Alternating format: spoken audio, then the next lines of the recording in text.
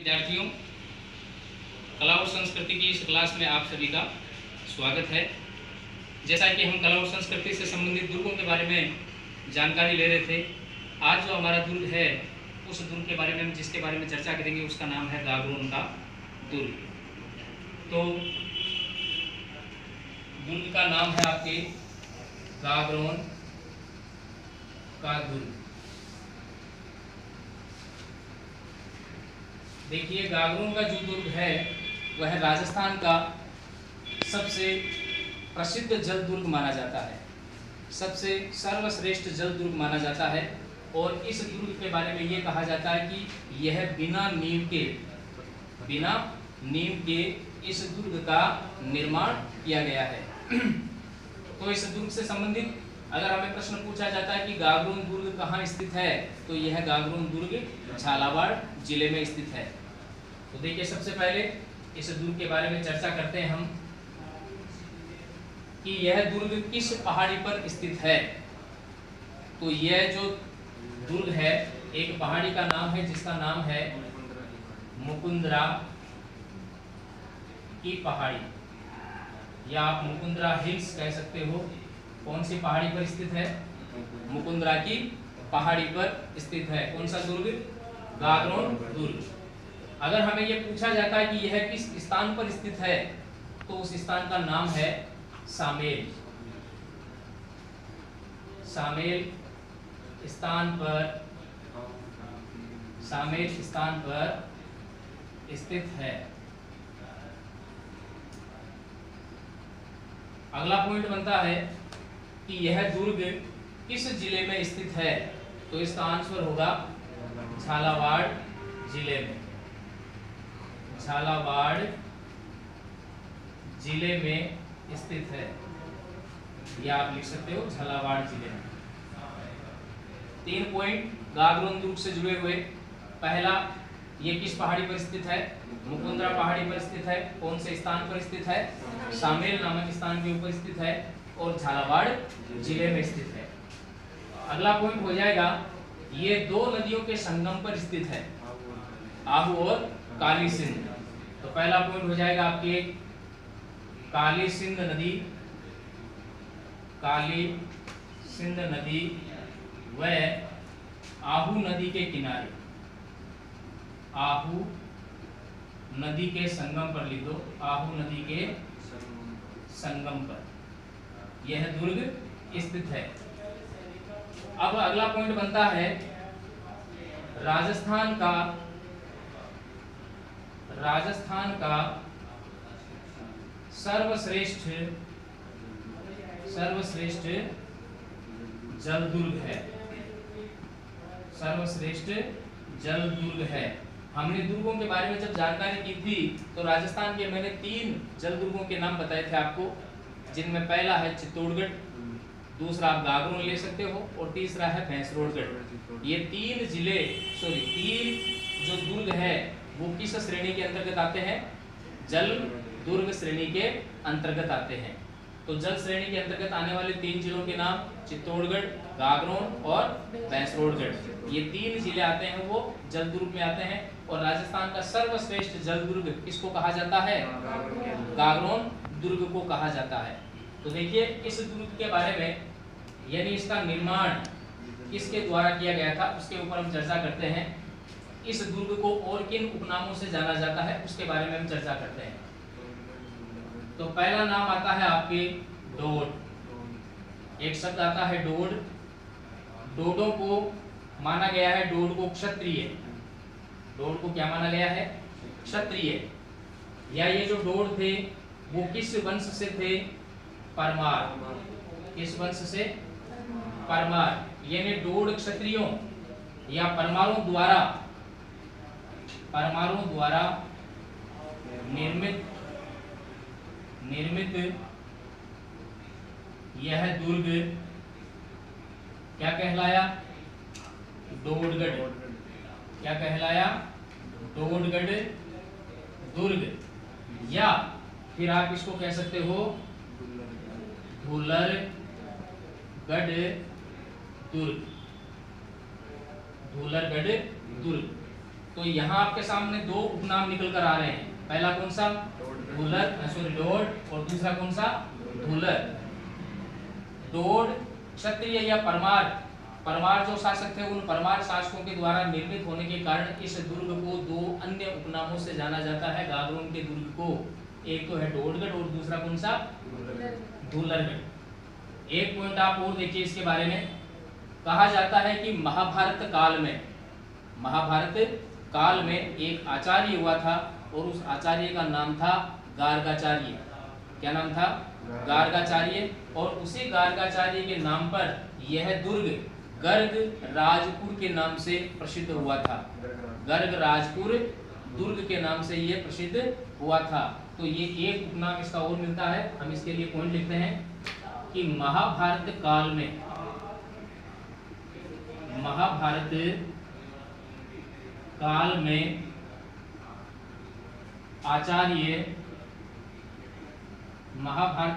आचार्य गार्गाचार्य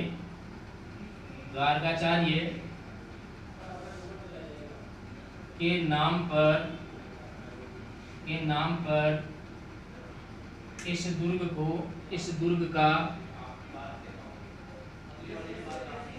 इस दुर्ग का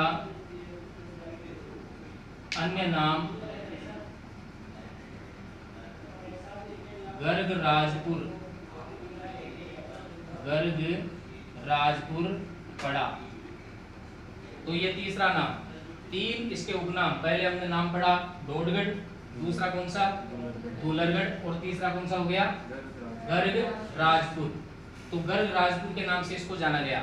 ये तीन पॉइंट आप इसके उपनामों के बारे में जानकारी के रूप में रखोगे। पहला गागरोन दुर्ग, जिसको डोडगढ़ दुर्ग के नाम से भी जाना जाता है, ढोलरगढ़ के नाम से भी जाना जाता है, और गर्ग राजपुर के नाम से भी जाना जाता है।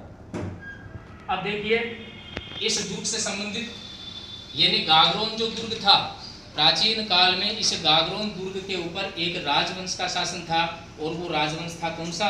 खींची राजवंश। कौन सा राजवंश था? खींची राजवंश। अब खींची राजवंश का संस्थापक कौन था? खींची राजवंश का वह कौन सा शासक था जिसके काल में सर्वप्रथम इस दुर्ग में शाखा हुआ था? इसके बारे में हम चर्चा करेंगे। तो देखिए यहाँ पर पॉइंट बनता है कि गागरोन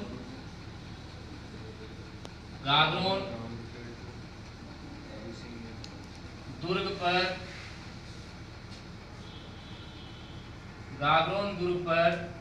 खींची राजवंश के संस्थापक देवन सिंह ने इस दुर्ग का नाम क्या रखा? गागरोन रखा। इस दुर्ग का नाम क्या रखा? गागरोन दुर्ग रखा। तो ये इंपॉर्टेंट लाइन है, आपको ध्यान रखनी है कि गागरोन का जो दुर्ग है, इस दुर्ग पर प्राचीन काल में जिस राजवंश का शासन था, उस राजवंश का नाम क्या था? खींची राजवंश। और खींची राजवंश के संस्थापक, यानी इस वंश की स्थापना किसने की थी? जो इसकी स्थापना करने वाला या संस्थापक जो शासक था, उसका नाम क्या था?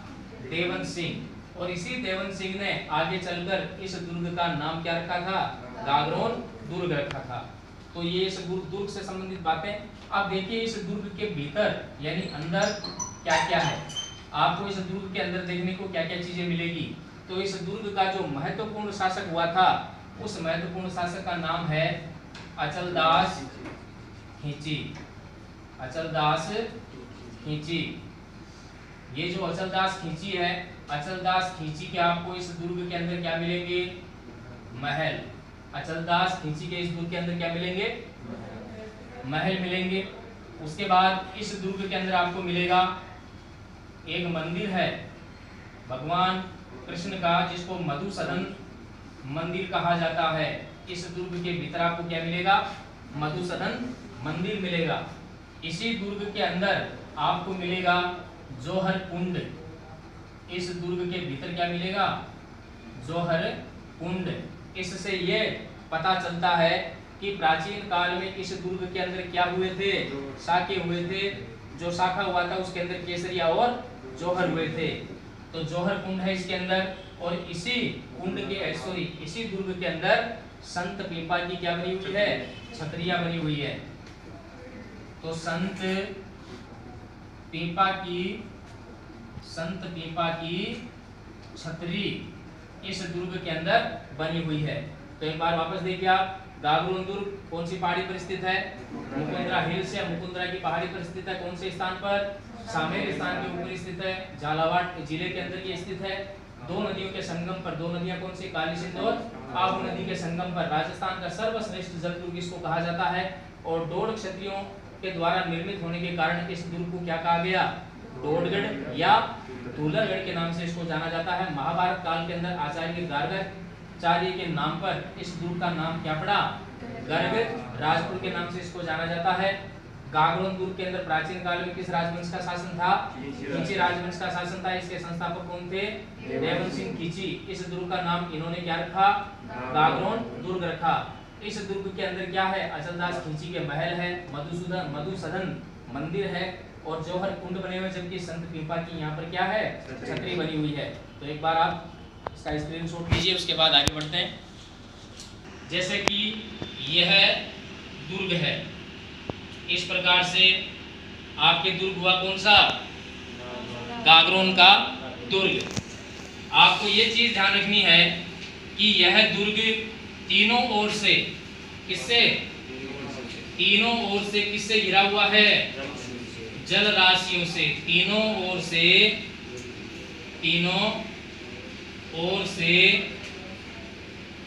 जल राशियों से घिरा हुआ है। जल राशियों से घिरा हुआ है। जिस प्रकार से हमारा देश भारत एक प्रायद्वीपीय देश की श्रेणी में आता है, उसी प्रकार से यह जो गागरोन का दुर्ग है वो तीन ओर इससे घिरा हुआ है, पानी से घिरा हुआ है। अब देखो एक मुख्य मुंडो आपा मुख्य द्वार ताका घर को मुख्य मुंडो बनी गए। उस प्रकार से इसका जो मुख्य द्वार है उस द्वार का नाम है, बोलो, बुलंद दरवाजा। इसका जो मुख्य द्वार है उस मुख्य द्वार का नाम है बुलंद दरवाजा। ये जो गागरोन दुर्ग है, गागरोन दुर्ग का जो मुख्य दरवाजा है उसका नाम क्या है? बुलंद दरवाजा। अब देखो और देखो गागरोन को दुर्ग है, ये गागरोन का दुर्ग के चारों मेरे परकोटो बनेड़ो है। क्या बनेड़ो है? परकोटा। हाँ, इस प्रकार से एक परकोटा बना हुआ है। परकोटा जानो, सुरक्षा प्राचीर, ऊंची ऊंची दीवारें बनी हुई है, तो वो परकोटा बना हुआ है। और इस परकोटे को कहा जाता है झालिम परकोटा। कौन सा परकोटा? झालिम परकोटा। इस परकोटे का नाम है झालिम परकोटा। अब अगर हमें पूछ ले कि झालिम परकोटे का निर्माण किसने करवाया था, तो इस परकोटे का निर्माण किसने करवाया था? झाला झालिम सिंह ने। झाला झालिम सिंह के द्वारा इस परकोटे का क्या करवाया गया था? निर्माण करवाया गया था। यानी झालिम सिंह के द्वारा इस परकोटे का निर्माण करवाया गया था। झालिम सिंह कोटा का सेनापति था। कोटा जो राज्य है उस कोटा राज्य का क्या था? सेनापति था। और कोटा के शासक को उसने दबाव में लाकर अपने नियंत्रण में ले लिया और एक नए राज्य का निर्माण करवाया जिसका नाम क्या? झालावाड़। क्या नाम हो? झालावाड़। कहाँ का सेनापति था? कोटा का। कोटा का सेनापति था। कोटा के शासक को दबाव में लेकर इसने अपने नियंत्रण में रखकर एक नए राज्य का निर्माण करवाया और उस नए राज्य का नाम क्या रखा था? झालावाड़। तो ये हो गया आपके झालिम सिंह यानी झालिम परकोटा, झाला झालिम सिंह के द्वारा। अब देखो यहाँ पर एक दरगाह है। हाँ, यहाँ पर एक दरगाह है और इस दरगाह का नाम है मीठे शाह की दरगाह। मीठे शाह की दरगाह है। देखो मीठे शाह की दरगाह है। मीठे शाह कहाँ से आए थे? खुरासान से। कहाँ से आए थे? खुरासान से मीठे शाह आए थे। इनको मीठे शाह क्यों कहा गया? क्योंकि इनके जो वचन थे, इनके वचन हिंदू और मुसलमानों के लिए, सबके लिए समान थे, किसी प्रकार का ये भेदभाव नहीं करते थे। इसीलिए इनके वचनों में मिठास थी और आगे चलकर इनका नाम क्या पड़ा? मीठे शाह है। इनका जो मूल नाम था वो मूल नाम था संत हमीदुद्दीन। संत हमीदुद्दीन की दरगाह है। संत हमीदुद्दीन की क्या दरगाह है? अब देखिए मीठे शाह के बारे में हम चर्चा कर रहे थे। खुरासान से आए थे, इनका वास्तविक नाम क्या था? संत हमीदुद्दीन। नागौर के अंदर भी आपके जो नागौर शहर है, उस नागौर शहर के मुख्य मंच है, वहां पर एक दरगाह स्थित है और वो दरगाह स्थित है तारकीन की। किसकी? तारकीन की। और तारकीन आगे चल उनका वास्तविक नाम क्या पड़ा था? संत हमीदुद्दीन नागौरी। क्या नाम पड़ा? संत हमीदुद्दीन नागौरी। यही संत हमीदुद्दीन है, इनके आगे नागौरी नहीं लगा हुआ है, जबकि नागौर के अंदर जो दरगाह बनी हुई है उस संत के आगे क्या लगा हुआ है? नागौरी लगा हुआ है। तो संत हमीदुद्दीन नागौरी जो नागौर के अंदर दरगाह है, और इस दरगाह का निर्माण इस गागरोन दुर्ग के अंदर मुगल बादशाह है, किसके द्वारा? औरंगजेब के द्वारा इस दरगाह का क्या करवाया गया था? निर्माण करवाया गया था। यहाँ पर आप बुलंद दरवाजा देख रहे हो। इस बुलंद दरवाजे का निर्माण भी किसने करवाया था? औरंगजेब ने करवाया था। यानी इस बुलंद दरवाजे का निर्माण भी किसने करवाया? औरंगजेब ने। अब देखो इस दुर्ग के भीतर इस प्रकार से कुछ महल बने हुए हैं। इस दुर्ग के भीतर क्या बने हुए हैं? महल बने हुए हैं, और इनमें कई बड़े, एक बड़ा महल है, बाकी सब क्या है? छोटे महल है। तो ये जो प्रमुख महल इस दुर्ग के भीतर बने हुए हैं, वो महल किसके हैं? अचलदास खींची के। अचलदास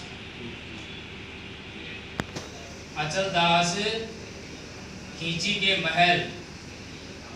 अचलदास खींची के महल इस दुर्ग के अंदर बने हुए हैं। यहाँ इस दुर्ग के अंदर एक मंदिर बना हुआ है।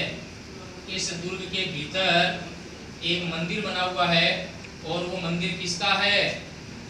अभी पढ़ा था अपन ने पहले, मधुसूदन मंदिर। कौन सा मंदिर बना हुआ है? मधुसूदन मंदिर बना हुआ है। इसी दुर्ग के अंदर, इसी दुर्ग के भीतर संत पीपा जी की क्या बनी हुई है? छतरी बनी हुई है। इसी दुर्ग के भीतर संत पीपा जी की क्या बनी हुई है? छतरी बनी हुई है। अब देखो, अगर हम इस दुर्ग के इतिहास के बारे में जाने तो ये जो दुर्ग है, यह दुर्ग अकबर ने जागीरी में भेंट किया था।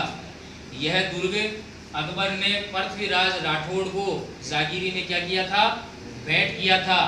पृथ्वीराज राठौड़ के बारे में अगर हम बात करें तो ये मारवाड़ के शासक कल्याणमल के पुत्र थे। कल्याणमल के दो पुत्र थे, पृथ्वीराज राठौड़ और राय सिंह। जब अकबर के द्वारा 1570 ईस्वी के अंदर नागौर दरबार लगाया जाता है, तो उस नागौर दरबार के अंदर ये दोनों वहां पर उपस्थित होते हैं और अकबर की शरण में चले जाते हैं। राय सिंह अकबर के दरबार के अंदर सेनापति बनता है, और पृथ्वीराज राठौड़ इनके यहाँ पर राजकवि के रूप में अपना कार्यभार संभालता है। तो उसी प्रकार पृथ्वीराज राठौड़ जब इस दुर्ग के अंदर या अकबर के अधीन में अपनी मूंछों को ताव देते हैं, तो एक बार अकबर उनसे ये कहता है, पृथ्वीराज राठौड़ अकबर से कहता है कि आप चाहे कितना प्रयास कर लो, लेकिन आप महाराणा प्रताप को अपने अधीन नहीं कर सकते, आप उसको बंदी नहीं बना सकते।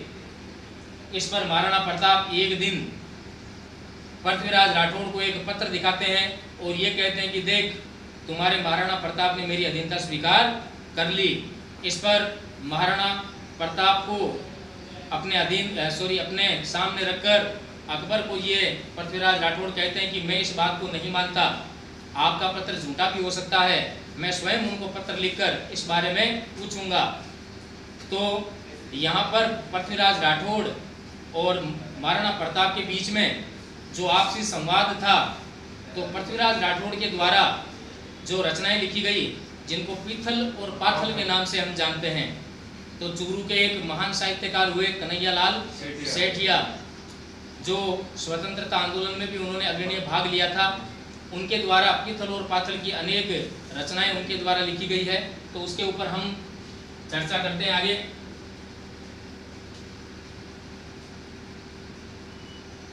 कि अकबर के द्वारा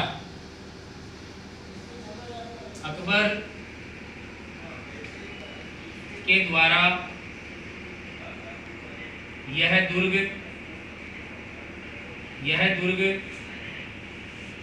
जागीरी में पृथ्वीराज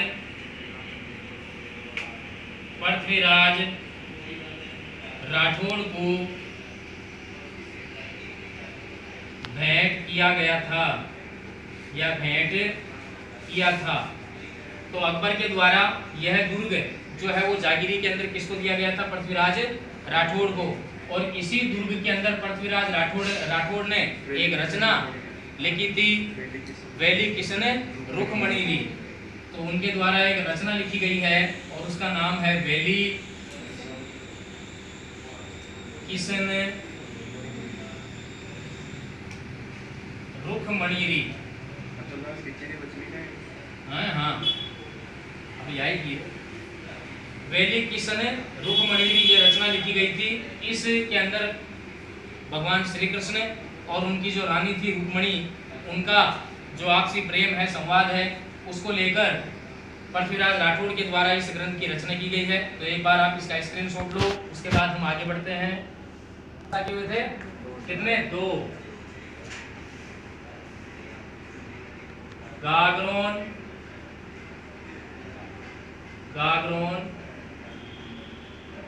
दुर्ग में 2 साके हुए थे। यानी यहाँ पर 2 साकों का विवरण मिलता है। अब देखो प्रश्न पूछता हूँ, 3 साकों के लिए राजस्थान का कौन सा दुर्ग प्रसिद्ध है? चित्तौड़गढ़। 2 साकों के लिए राजस्थान का कौन सा दुर्ग प्रसिद्ध है? गागरोन। और 2.5 साकों के लिए कौन सा प्रसिद्ध है? जैसलमेर। सोनारगढ़ का किला जैसलमेर। ये 3 चीजें आप याद रखोगे। 3 साकों के लिए चित्तौड़गढ़, 2 साकों के लिए गागरोन, 2.5 साकों के लिए जैसलमेर दुर्ग प्रसिद्ध है। अब देखो यहाँ का प्रथम शाखा, ये जो प्रथम शाखा हुआ था, ये हुआ था आपके 1423 ईस्वी। कब हुआ था? 1423 ईस्वी के अंदर प्रथम शाखा हुआ था। अब देखिए, प्रथम शाखा जो हुआ था उस दौरान केसरिया किसने किया था? केसरिया किया था आपके अचलदास ने, अचलदास खींची। इस समय यहाँ के शासक कौन थे? अचलदास खींची के द्वारा क्या किया गया था? केसरिया। क्या किया गया था? केसरिया किया गया था। अब देखो, वहीं पर हम बात करें आक्रमण की, यानी आक्रमणकारी कौन था, या आक्रमण किसने किया था? उस आक्रमण करने वाले व्यक्ति का नाम, जो मांडू का शासक था, जिसका नाम था होशंगा शाह है। क्या नाम था? होशंगा शाह है। होसांग शाह है, होसांग शाह है। होसांग शाह के द्वारा इसके ऊपर क्या किया गया था? आक्रमण किया गया था। ये कहाँ का शासक था? मांडू का शासक था। अचलदास खिंची के नेतृत्व के अंदर यहाँ पर केसरिया किया गया था और जौहर किया गया था। इनकी रानी थी जिसका नाम था उमा देवी, और उमा देवी के नेतृत्व में क्या हुआ था? जौहर हुआ था। तो यह गागरोन के दुर्ग के अंदर होने वाला पहला साका जो 1423 ईस्वी के अंदर हुआ था। अब हम बात करें इस साके के विवरण की, तो एक रचनाकार है जिसका नाम है शिवदास गार्डन, बिल्कुल शिवदास गार्डन। ये चारण कवि है और इन्होंने जो इसके ऊपर रचना लिखी उसका नाम है अचलदास खिंचीरी वचनिका, अचलदास खिंचीरी वचनिका। यह विवरण यानी इस युद्ध का संपूर्ण विवरण आपको किस रचना के अंदर मिलेगा? अचलदास खिंचीरी वचनिका। इसके रचनाकार कौन? शिवदास गार्डन, जो एक चारण साहित्यकार थे, उनके द्वारा यह रचना की गई है। आगे देखो, द्वितीय साका। द्वितीय साका हुआ था आपके 1444 ईस्वी के अंदर। कब हुआ था? 1444 ईस्वी के अंदर द्वितीय साका हुआ था। और यहाँ जो केसरिया हुआ था उस समय यहाँ लिख देता हूं मैं केसरिया, जिसकी यहाँ पर जिसका शासन था, जिसके शासन काल में हुआ था, उसका नाम था पालहन सिंह। ये जो शासक था इसके शासन काल में यहाँ पर क्या हुआ था? केसरिया हुआ था। और यहीं पर जो आक्रमणकारी थे, जिन्होंने आक्रमण किया था, आक्रमण करने वाले वही मांडू के शासक जिनका नाम था महमूद खिलजी प्रथम, जिनके द्वारा आक्रमण किया गया था। अब आपको ध्यान रखना है कि ये जो पालन सिंह है वो आपने चित्तौड़ के एक शासक का नाम सुना था महाराणा कुंभा।